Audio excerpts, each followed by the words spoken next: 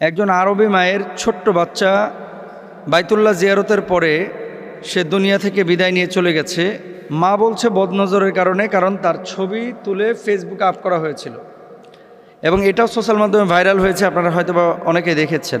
তারপর উনি জিজ্ঞেস করেছেন যে সত্যিকার অর্থেই বাইতুল্লাহ জিয়ারতের ছবি ফেসবুকে কেউ আপ করলে এই ধরনের বদনজর লেগে বাচ্চা কাচ্চা মারা যেতে পারে, এরকম কোনো বিষয় আছে কি না। বাংলাদেশের নয়া দিগন্ত পত্রিকা দেখলাম, বিভিন্ন স্যাটেলাইট চ্যানেল দেখলাম, অনেকেই কিন্তু এই সোশ্যাল মাধ্যমে এই নিউজটা করেছে যে বদনজরের কারণে বাইতুল্লাহ জিয়ারতকারী একজন বাচ্চা মারা গিয়েছে, এরকম কথা, এবং ছবিটাও দেখেছি, আপনারা সবাই দেখেছেন, এটা মানে ছড়িয়ে পড়েছে। তো বদনজর মানে ঘটনাটা কি ঘটেছিল, বাইতুল্লাহ জিয়ারত করেছে, তওয়াফের পরে এহরাম পরা অবস্থায় বাচ্চাটার ছবি ফেসবুকে আপ করেছিল। বাড়িতে যাওয়ার পরে কয়েকদিন পরে ছাদ থেকে পড়ে বাচ্চাটা মারা যায়।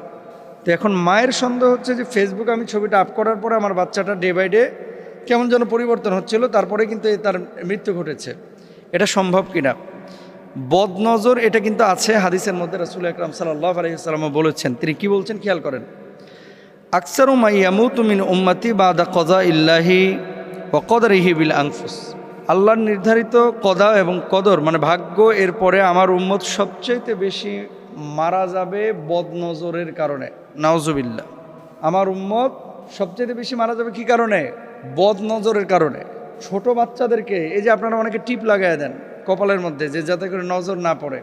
টিপ লাগানো বলতে ওই যে কালো একটা গোল একটা আকার দিয়ে আপনার আগে তো হারিকেনের কালি থেকে, তারপরে ওই যে কুপিবাতির কালি থেকে এগুলা গরম করে তারপরে কপালে দেওয়া হতো। কেউ কেউ বলছেন রাসূল সাল্লাল্লাহু আলাইহি ওয়াসাল্লামের জামানায় এটা প্রচলিত ছিল, নবীজি এগুলো না করেন নাই, বাচ্চা নিয়ে আসা হয়েছে তার কপালে টিপ ছিল। কিন্তু অধিকাংশ ইসলামিক স্কলাররা এটাকে আবার কুসংস্কার হিসেবে আখ্যায়িত করেছেন, মানে বাংলাদেশে যেটা প্রচলিত আছে। তো বদনজর থেকে বাঁচার জন্য রাসূল আকরাম সাল্লাল্লাহু আলাইহি ওয়াসাল্লাম যে সমস্ত হাদিসের মধ্যে বিষয় আমরা পেয়ে থাকি এবং নবীজি বলেছেন, এর মধ্যে যথাসম্ভব শোভ বর্জন করা, যা প্রকাশিত হবার তা ভিন্ন, কিন্তু নিজে থেকে নিজের সফলতা যথাসম্ভব প্রচার কম করাই ভালো।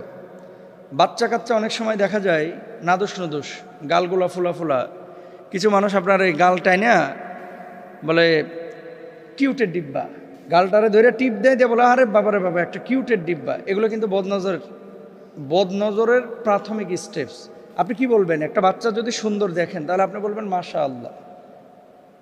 মনে রাখবেন, মাশা আল্লাহ না বলে এরকম কিউটের ডিব্বা অথবা কিউটের বস্তা, কিউটের গাড়ি, এগুলো বলা যাবে না।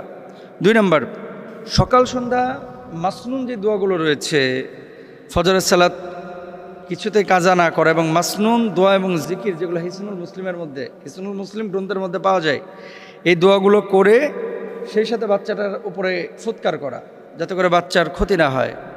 যত সম্ভব বেশি বেশি জিকির আজকার করা, কথাবার্তার ফাঁকে ফাঁকে বেশি বেশি আল্লাহর শুকরিয়া আদায় করা, সুবহানাল্লাহ, আলহামদুলিল্লাহ, মাশা আল্লাহ। তারপরে সপ্তাহে একবার হলেও চেষ্টা করা যে রুকিয়া বা মানে রাকে রিলেটেড যে সমস্ত আয়াতগুলো আছে, এই আয়াতগুলো পড়ে পড়ে বাচ্চাটাকে ফুৎকার করা। আয়াতুল কুরসি সবচেয়ে বেশি উপকারী। কোনো সমস্যা আপত্তিত হলে নিজের সাফল্য লেভেল কমে গেলে রুকিয়া করা।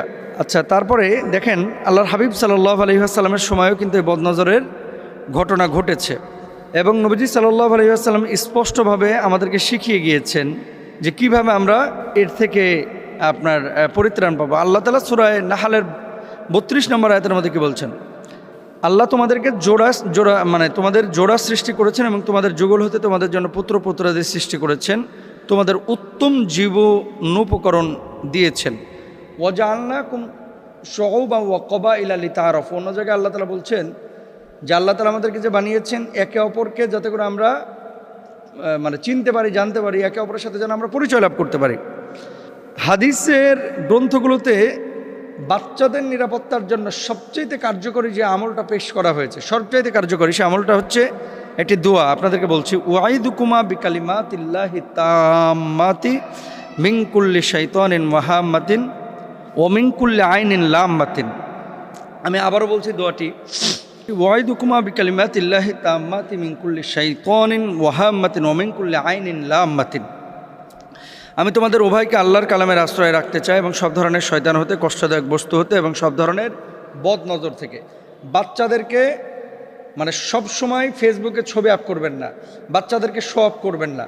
বাচ্চারা একটু সুন্দর হলে অনেক সময় মায়েরা কি করে, আরও এটাকে ভালো করে প্রেজেন্ট করে, মার্কেটে নিয়ে যায়, তারপরে খোলা অবস্থায় রাখে, ন্যাংটা অবস্থায় বাইরে ছেড়ে দেয়। এরকম কোনো কাজ করবেন না। আর এই দোয়াগুলো যেগুলো আমি বললাম এগুলো করবেন।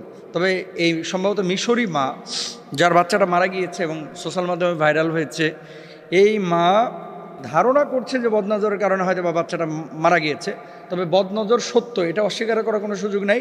কিন্তু এই বাচ্চাটা বদনজরের কারণে মারা গিয়েছে, এটা আসলে কনফার্ম বলাটা মুশকিল যে কোনো বাচ্চা যদি মারা যায় তাহলে বদনজরের কারণে মারা গিয়েছে। তবে ক্ষতি হওয়া সম্ভব, এটা হচ্ছে বাস্তব কথা। আল্লাহ তাআলা আমাদের সবাইকে হেফাজত রাখুন।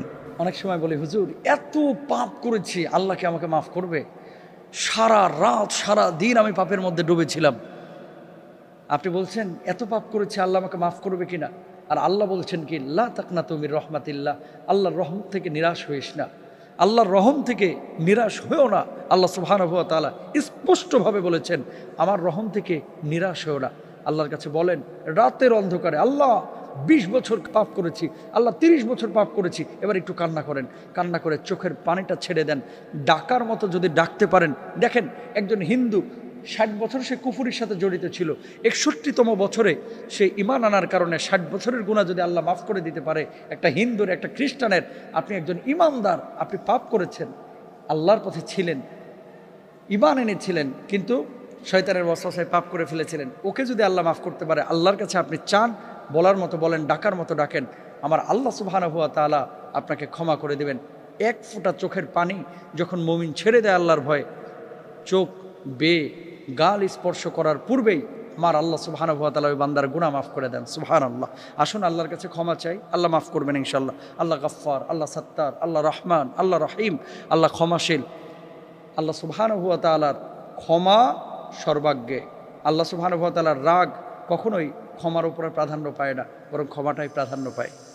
দাড়ি যদি কোনো মেয়ে পছন্দ না করে, অর্থাৎ স্বামীকে স্ত্রী বলছে যে দাড়ি না কাটলে আমি চলে যাব, এরকম যদি হয়, স্ত্রীকে বোঝান দাড়িটা কিন্তু বুঝে শুনেই আমরা রেখেছি। দাড়িটা কিন্তু যারা আপনারা রাখেন বুঝে শুনে রাখেন, নবীজির সুন্নাহের জন্য। তো কোনো মেয়ে যদি দাড়িকে পছন্দ না করে, কোনো মেয়ে যদি টুপিকে, জুব্বাকে, পাঞ্জাবিকে পছন্দ না করে, ইসলামিক লাইফ লিড করা বা জীবন পরিচালনা করা, এটাকে যদি কোনো মেয়ে পছন্দ না করে, উল্টা দিকে কোনো ছেলে যদি বোরকাকে পছন্দ না করে, কোনো ছেলে যদি মেয়েটা হিজাব করতেছে পছন্দ না করে, মেয়েটা দিনদারিতা রক্ষা করে চলছে পছন্দ না করে, তাহলে আমি বলবো বিয়ের আগে যদি বুঝতে পারেন, ওখানে কখনো সংসার করবেন না, মানে সম্বন্ধ করবেন না। আর বিয়ের পরে যদি এমনটা বুঝতে পারেন, তাহলে কারেকশন করার চেষ্টা করেন। যদি দেখেন যে না, নবীজির সুন্নাহের পেছনে তার বিন্দুমাত্র আগ্রহ নাই, সুন্নাহকে বিন্দুমাত্র সে পছন্দ করে না, ভালোবাসে না, তাহলে আপনি চেষ্টা করেন যে ওখান থেকে যত দ্রুত সম্ভব সরে পড়ার। আমি বলছি না তালাকের কথা, কিন্তু যে আমার নবীজির সুন্নাহকে পছন্দ করবে না, যে কোরআনকে পছন্দ করে না, যে নামাজকে পছন্দ করে না, সেখানে কখনো পারিবারিক শান্তি আসবে না ভাই, কখনো আসবে না।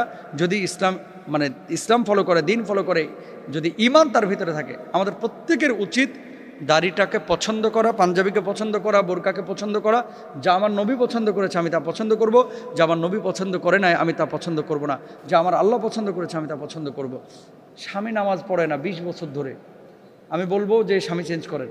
স্ত্রী নামাজ পড়ে না 30 বছর ধরে, স্ত্রী নামাজ পড়ে না 5-7 বছর ধরে, আমি বলবো সেই স্ত্রীকে চেঞ্জ করেন। কারণ কি জবাব দিবেন আল্লাহর কাছে? কি জবাব দিবেন আল্লাহর কাছে? স্বামী এবং স্ত্রী। এজন্য বলবো বোঝাপড়া করে, দিন ফলো করে চলতে। আল্লাহ তৌফিক দান করুন, আমিন।